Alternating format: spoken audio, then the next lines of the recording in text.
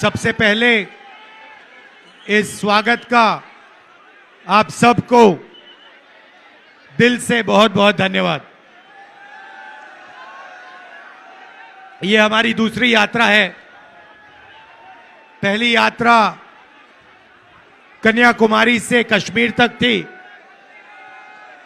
दूसरी यात्रा मणिपुर से लेकर महाराष्ट्र, मुंबई।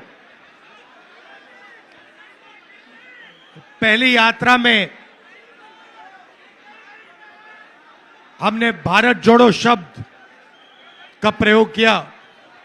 दूसरी यात्रा में हमने भारत जोड़ो न्याय यात्रा, मतलब न्याय शब्द हमने उसमें जोड़ दिया। भैया थोड़ा शांत हो जाए।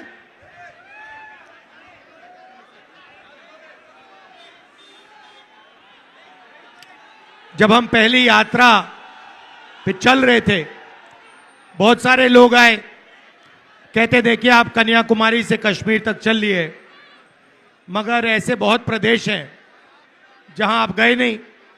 उड़ीसा नहीं गए, गुजरात नहीं गए, छत्तीसगढ़, झारखंड नहीं गए, तो आपको दूसरी यात्रा करनी चाहिए। न्याय शब्द क्यों जोड़ा?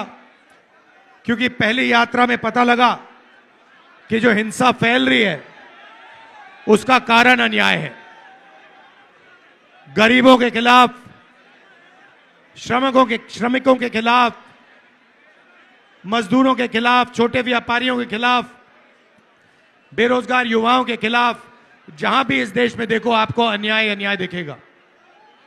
तो इसलिए हमने दूसरी यात्रा में न्याय शब्द जोड़ दिया।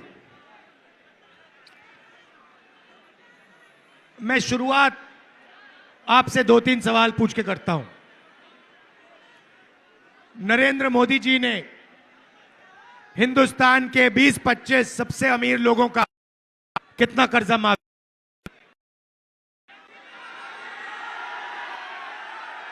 कितना? नहीं, हजारों करोड़ नहीं, 16 लाख करोड़ रुपया। अब आम आदमी को यह नंबर समझ ही नहीं आता।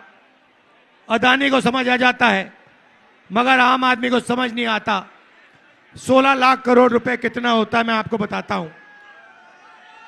एक साल मनरेगा को चलाने में 65,000 करोड़ रुपए लगते हैं। मतलब नरेंद्र मोदी ने मनरेगा का 24 साल का पैसा 20-25 लोगों को दे दिया।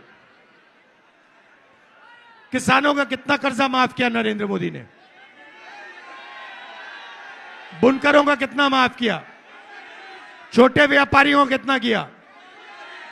जो ये युवा कॉलेज की पढ़ाई के लिए, ट्यूशन के लिए कर्जा लेते हैं, उनका कितना माफ किया?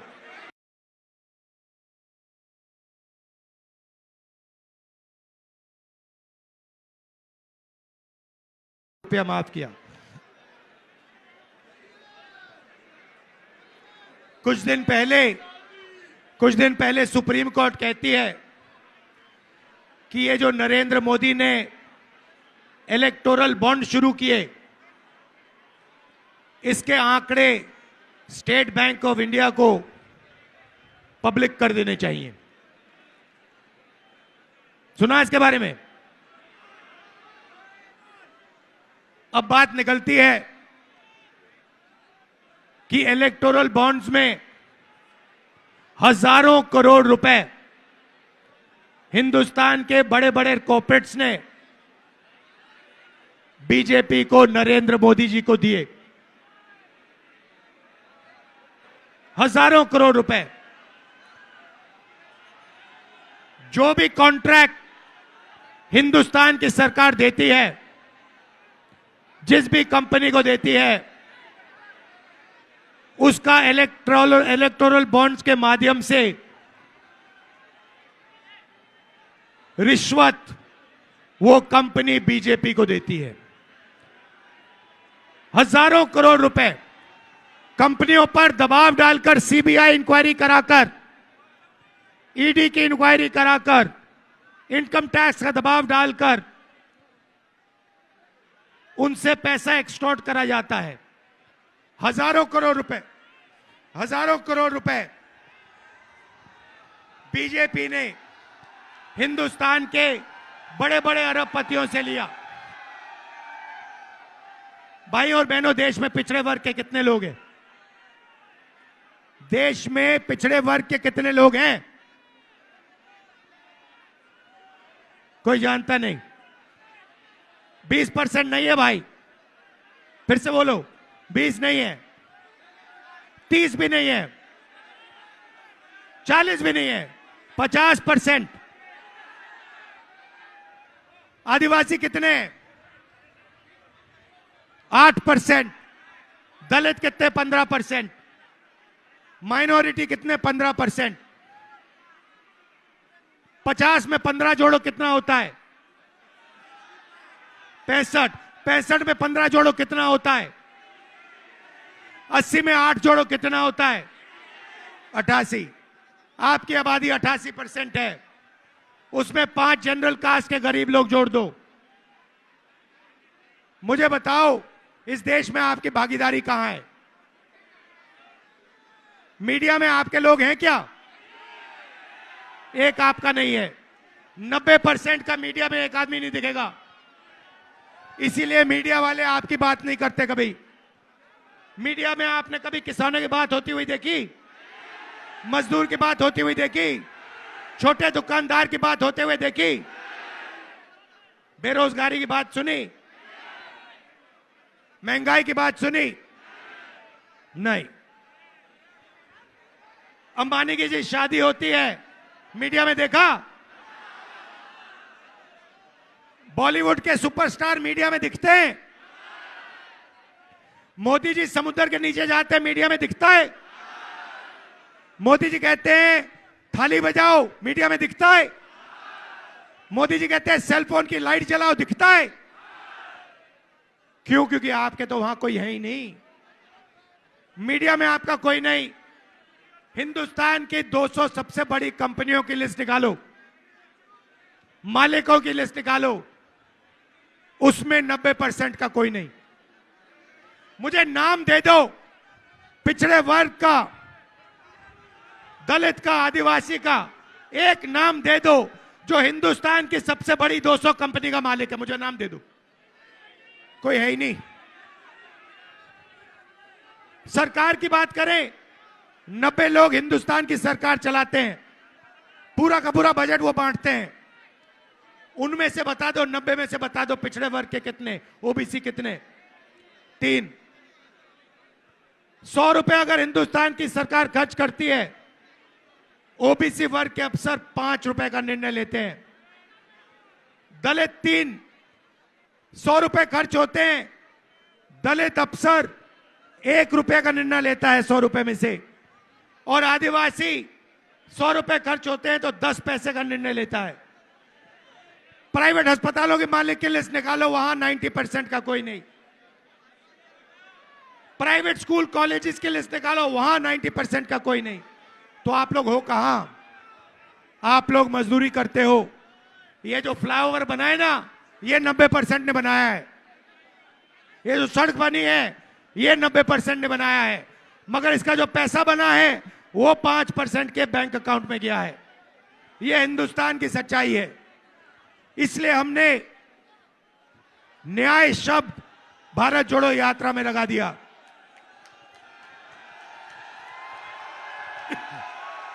आर्थिक अन्याय, सामाजिक अन्याय, किसानों के खिलाफ अन्याय, बेरोजगार युवाओं के खिलाफ अन्याय। किसान कहता है हमें एमएसपी दे दो, मिनिमम सपोर्ट प्राइस दे दो। नरेंद्र मोदी जी कहते हैं नहीं मिलेगी, मर जाओ तुम्हें नहीं मिलेगी। हमने मैनिफेस्टो में लिख दिया, जैसे ही हमारी सरकार आएगी, हिंदुस्तान के किसानों को मिनिमम सपोर्ट प्राइस, कानूनी मिनिमम सपोर्ट प्राइस हम दिलवा देंगे। तो ये लड़ाई है भाइयों और बहनों। एक तरफ नरेंद्र मोदी जी हिंदुस्तान के 20-25 अरबपति, और दूसरी तरफ हिंदुस्तान की गरीब जनता, बेरोजगार लोग, पिछड़े, दलित, आदिवासी, माइनॉरिटी, गरीब जनरल कास्ट के लोग।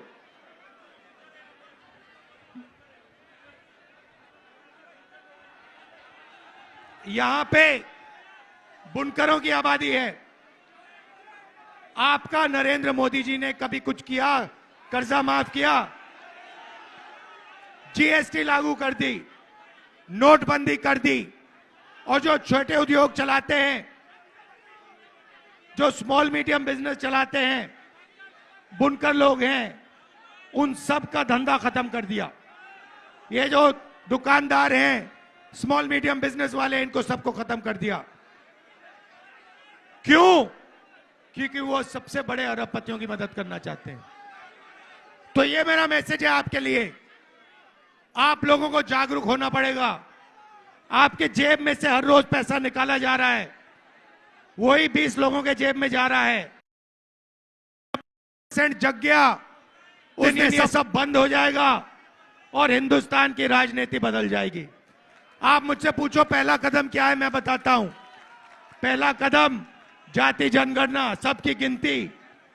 इस देश में दलित कितने, आदिवासी कितने, गरीब जनरल कास्ट के कितने, पिछड़े कितने, माइनॉरिटी कितने। उसके बाद आर्थिक, फाइनेंशियल और हिंदुस्तान की हर संस्था का सर्वे। जुडिशरी में कितने,